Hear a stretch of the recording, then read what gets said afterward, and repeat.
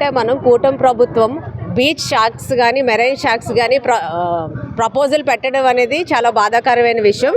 Actually ఈ beach sharks పెట్టడం వల్ల అడ్వాంటేజెస్ కంటే చాలా డిసడ్వాంటేజెస్ ఎక్కువ ఉన్నాయి. మెయిన్ పార్కింగ్ ప్రాబ్లం వస్తుంది, ట్రాన్స్పోర్టేషన్ ప్రాబ్లం వస్తుంది, శానిటేషన్ ప్రాబ్లం వస్తుంది, డ్రైనేజ్ ప్రాబ్లం వస్తుంది. నెక్స్ట్ ఇక్కడ చాలామంది సీనియర్ సిటిజన్స్ వాక్ చేస్తారు, పిల్లలు ఉంటారు, ఫ్యామిలీస్ ఉంటారు. ఇప్పుడు యూత్ వచ్చి ఈ లిక్కర్ అక్కడ సేల్ చేయడం వల్ల, ఆల్కహాల్ ప్రొవైడ్ చేయడం వల్ల ఇదంతా అట్మాస్ఫియర్ డిస్టర్బ్ అవుతుందండి. ఫ్యామిలీస్ డిస్టర్బ్ అవుతారు, కిడ్స్ డిస్టర్బ్ అవుతారు. నెక్స్ట్ మెరైన్ మెయిన్ మాట్లాడాల్సింది ఏంటంటే ఎకో సిస్టమ్ పాడవుద్ది. లోపల ఉన్న ప్లాంట్స్ కానీ, ఫిషెస్ కానీ, టర్టిల్స్ కానీ, చిన్న చిన్న మొక్కలు కానీ అవన్నీ డిస్టర్బ్ అవుతాయి. పొల్యూషన్ క్రియేట్ అవుతుంది, వాటర్ పొల్యూషన్ క్రియేట్ అవుతుంది. మెయిన్ వీళ్ళన్నీ తాగేసి తినేసి వదిలేసిన పేపర్స్ కానీ, ప్లాస్టిక్స్ కవర్స్ కానీ వాటర్లోకి వెళ్ళి అవన్నీ పొల్యూషన్ క్రియేట్ చేస్తుంది. మెయిన్ అదొకటి మనం తీసుకోవాలి. సో దీని అడ్వాంటేజెస్ కంటే డిసడ్వాంటేజ్, టూరిజం డెవలప్ చేయొచ్చు, తప్పు కాదనట్లేదు, బట్ అది ఎంతవరకు ప్రజలకి మనం బెనిఫిట్ ఇస్తున్నామా అనేది చూసుకోవాలి. సో ఇది ఈ జియో బ్యాక్ తీసుకొని ఈ ప్రపోజల్ ఇంతటితో ఆగిపోతే బాగుంది అని అనిపిస్తుందండి. Thank you.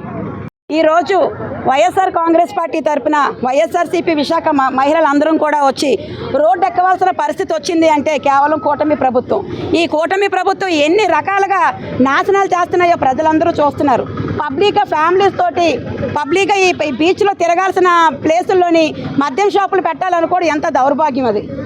వాళ్ళ ఇళ్ళు ఖాళీగా ఉన్నాయి కదా, వాళ్ళ ఇంటి పక్కన చిన్న ప్లేస్ చూసుకొని సీఎం గారి ఇంటి పక్కనో, పవన్ కళ్యాణ్ గారి ఇంటి పక్కనో, లేకపోతే భరత్ గారి ఇంటి పక్కనో, లేకపోతే సీఎం ఇంకా చాలామంది రిలేషన్స్ ఉన్నాయి కదా, వాళ్ళందరి ఇంటి పక్కన ఖాళీ ప్లేస్ చూసుకొని మద్యం షాపులు పెట్టుకుంటే బాగుంటుంది. కానీ ప్రజలందరూ తిరిగి పిల్లలతో ఫ్యామిలీతో తిరిగి బీచ్లో మద్యం షాపులు పెట్టి ఎవరి జీవితాలు నాశనం చేసేద్దామని కూటమి ప్రభుత్వం ఆలోచనలు. ఇప్పటికే చాలా వరకు ప్రభుత్వం నాశనం చేస్తారు ఫుల్గా, ఇంకా ఏం మిగిల్చారని నాశనం చేద్దాం అనుకుంటున్నారు. కానీ మంచి నిర్ణయాలు అయితే ఒక్కడు కూడా తీసుకోవట్లేదు కూటమి ప్రభుత్వం. అందరూ ఉసురు తగిలి అంతకంత నాశనం అయిపోతుంది ఆ కూటమి ప్రభుత్వం అట్టుగా.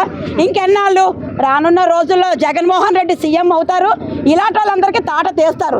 ప్రతి ఒక్కడు మాట్లాడటమే ఆడు ఈడు అనే సంస్కారం లేని పార్టీ ఎక్కడుంది అంటే అది కేవలం కూటమి ప్రభుత్వం. కూటమి ప్రభుత్వం సంస్కారం లేని పార్టీ.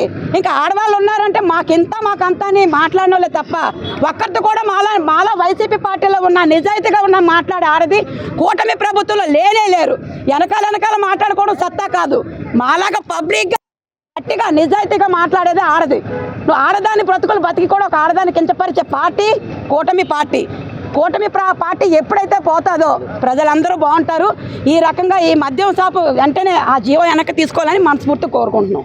ఈరోజు ఈ ప్రభుత్వం పనితీరు చూస్తే ఏదైతే ఉందో ఈ రాష్ట్ర ప్రజల మీద పగబట్టినట్టు ఈ పరిపాలన సాగిస్తున్నారు. ఎందుకంటే మేము ఈవీఎంల ద్వారా గెలిచాను తప్ప ఈ ప్రజల ఓట్లతో గెలవలేదని ప్రజల మీద పగబట్టారేమో అనిపిస్తుంది.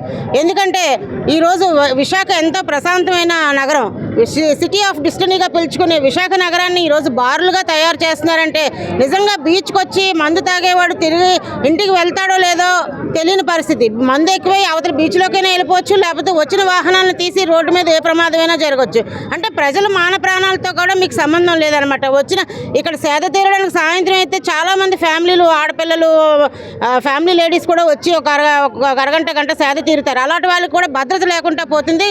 దయచేసి ఈ జీవో ఏదైతే ఉందో రద్దు చేయాలని విశాఖవాసులుగా కోరుకుంటున్నాం. అంటే ప్రశాంతతకి మారిపోయారు. అదే మొత్తం రాష్ట్రంలో బీచ్ అనగానే విశాఖ బీచ్ గుర్తొస్తుంది. మరి ఈరోజు జీవో అయితే ఉదయం 10 నుంచి సాయంత్రం 8 వరకు మద్యం అమ్ముకునే విధంగా మద్యం షార్కులు అని చెప్పి, బీచ్ షార్కులు అని చెప్పి పర్మిషన్ ఇచ్చారు. దాన్ని ఎందుకోసం ఇచ్చారు అంటే ఆదాయ వనరుగా చూస్తున్నారా మద్యాన్ని? మద్యం ఏర్లై పారితే తర్వాత ఏం జరుగుతుందో మీకు తెలీదా? యువత లేకపోతే ఫ్యామిలీస్ ఎవరైనా కానివ్వండి, ప్రశాంతత కోసం వారు రోజంతా పడిన శ్రమను మర్చిపోయి బీచ్కి వచ్చి కాసేపు సేద తీరాలనుకుంటారు.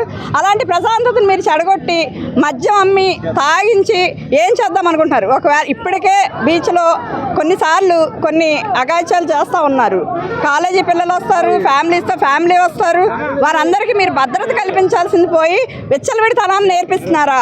మద్యాన్ని ఒక ఆదాయ వనరుగా చూస్తున్నారా? దయచేసి ఈ జీవోని మీరు వెనక్కి తీసుకుని మాకు భద్రతను కలిగించండి. బీచ్లో తిరగడానికి కూడా భయపడే విధంగా చేయకండి.